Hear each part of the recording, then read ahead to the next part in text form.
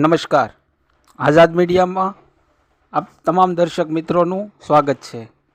અમરેલી જિલ્લાના લીલિયા તાલુકાના ગોઢાવદર ગામે આમ આદમી પાર્ટીની જંગી જાહેર સભા યોજાઈ।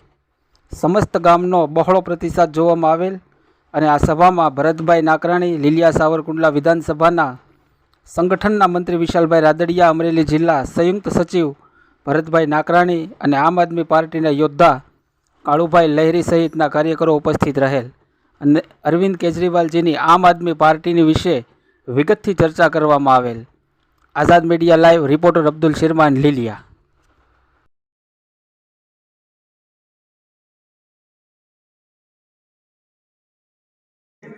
પણ આપણે કોઈને નબળા કહેવા માટે આપણા કાર્યક્રમ નથી ગોઠવો।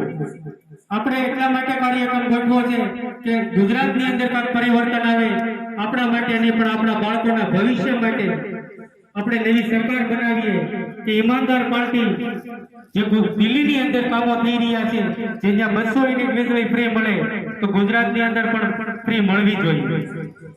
આ લોકો નેતાઓ એવું કહે છે કે ફ્રી દઈ અને દેશને બરબાદ કરી નાખશે, તો સાંસદ અને ધારાસભ્યને 4000 યુનિટ વીજળી ફ્રી મળે તો શું કામ લે છે?